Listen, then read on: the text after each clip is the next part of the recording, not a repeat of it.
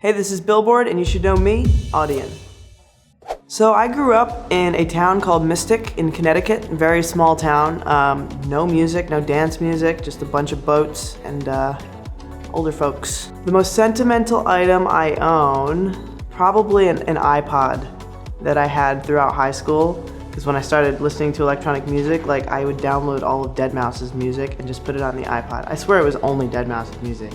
And I would just be on the bus going to school, and this little black iPod was I don't know, I obsessed over it, and that's how I found my love for that style of music. If someone were to play me in a movie, it would have to be Jim Carrey, because I just love Jim Carrey. I think he's a genius, on set and off set, so I'd feel honored if he played me in a movie. He's probably the number one person I would love to meet that I know probably will never happen, but Jim Carrey, hit me up. If I could collaborate with anyone, probably be Calvin Harris. I really love Calvin and what he does. I love his personality and who he is, and I just did a remix for him actually, which was kind of another big accomplishment for me. I wanted to always have his name and my name on the same title somehow, but it'd be amazing if we could do a song together and have an amazing vocal and just vibe out. If I could have one food forever, probably ramen. It just works. If you get food that you don't like, you just always get ramen. It's always the go-to that is always gonna be good. So I'd rather have that forever than something that's good only once in a while.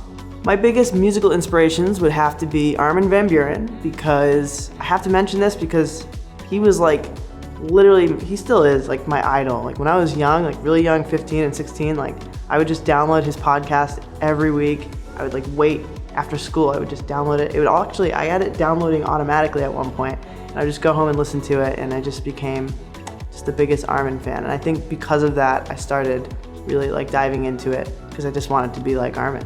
So my guilty pleasure is I love interior design, and I love houses. My house is crazy. I'm constantly changing it all the time, because I just love furniture and colors and stuff like that. It's it kind of matches my passion for music. It's kind of designing a space is designing a song. I work on my house, and then I work on music all the time. So it's a little extension of my artistry of sorts. An artist people would be surprised I listen to, I guess Drake, just because I don't know, his style of music and my style of music is so different. Or anyone in the hip hop space. I like Lil Pump's music, to be honest. I think it's fun.